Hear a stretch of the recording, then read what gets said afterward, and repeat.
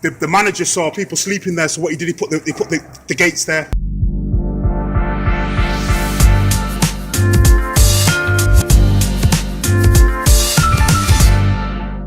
We even did the Christmas feeds. Yeah.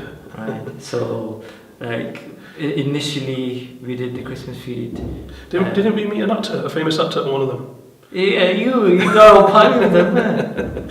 Yeah, we met a famous actor. I remember now. It was from Emmerdale. Yeah. One of the guys. I forgot his name now. But Gary or something. yeah, he was playing snooker and feeding. Yeah, I didn't know who it was. I'd say it's My name is Matthew Wolfman and I'm from Emmerdale, and I'm volunteering today at Live Share, and it's been fantastic so far. I've been here since 8 o'clock this morning. I've been running up and down the stairs getting clothes for people.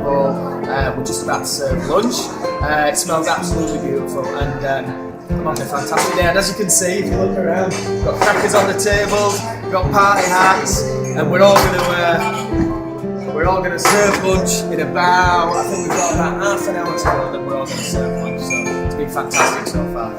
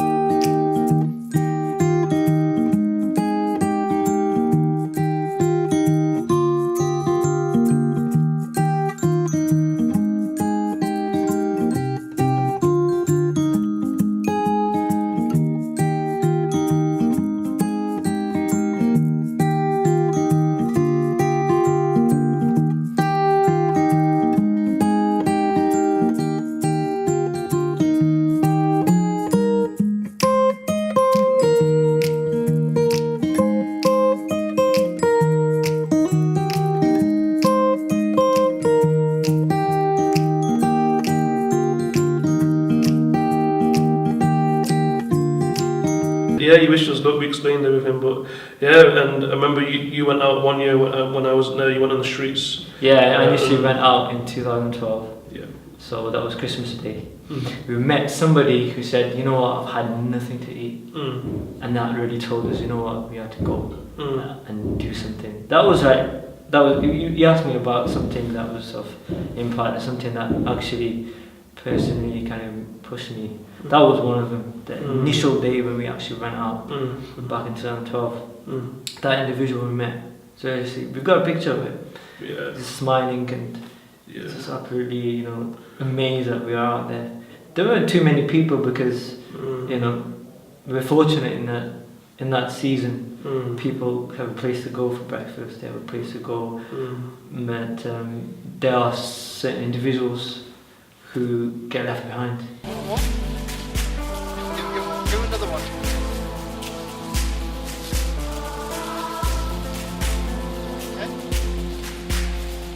Tonight, the world won't sleep, but hunger will not wait. For promises we made, we share one soul, we share one love. Yeah, and I agree with you. I mean, for me as well, personally, what sticks out was whilst we were doing the surveys and the questionnaires, there was that individual who was in a wheelchair and he had nowhere to stay. I think his legs were amputated, if I can remember correctly. And his reason was that the benefit system and, you know, housing benefit was taken away from him for some reason. And at that time, that was obviously something that always stuck with me. And obviously we had another individual who I mentioned. He was been on the street for 15 years. 15 years. Yeah, there's Well-mannered individual. Yeah, I really enjoyed his company. But from him, I learned a lot from him personally. Obviously, I think he had a number of years in London because he was there, and then he relocated to Manchester. But he's been in the street, and obviously he gave us an insight, because I think at that time, and this is an important point, was we were trying to define who is genuinely homeless and who's not, because this is a question we were getting from a lot of our donors and our supporters, that how can you actually... that came. Yeah, even the one that says, yeah... Who we give to, who's actually homeless. Who's actually you look homeless, yeah. I'll give you some. And obviously they read many reports in the newspaper and in the media, people living a lifestyle because they've been given handouts and they take all of it, and I've come across individuals like that. And he gave us many insights into that as well.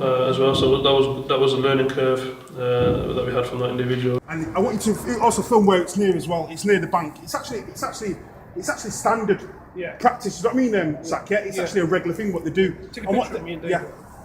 I've got it in video. It's videoing. Yeah? It's videoing. Okay. At the back of Primark, because the security guard will move them on. Oh, yeah. So I know all this. This is So this is one of the places where they'll sleep. Yeah. I've seen them sleep here. Yeah. Fantastic. Around this area that they sleep, that would drop off the way tonight.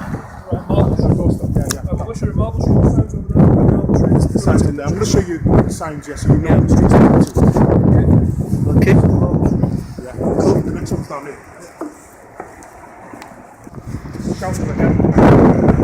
While we were opening up in the morning, the manager saw people sleeping there, so what he did, he put the gates there. Can you understand now? You know what I mean? Yeah. So he's put the gates there so that people don't. He puts customers off.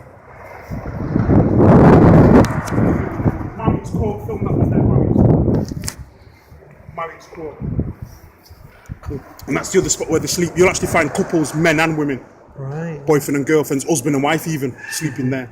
Later on, you won't find them now. Doorway in there and people sleeping. I'm not going to go all the way down, because it's too far down, because there's another one I'll show you down there where people sleep.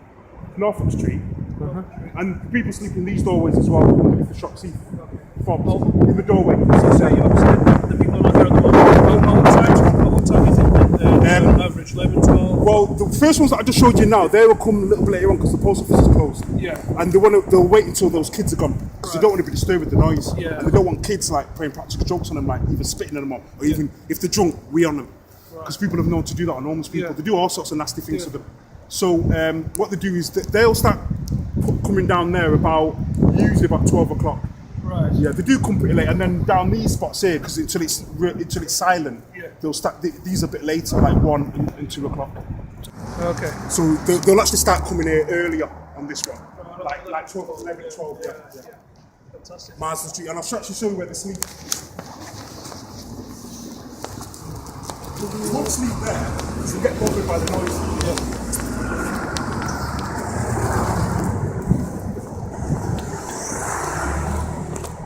Yeah, I remember seeing some here. Yeah, not much with this one because this one's got like a bit of gap.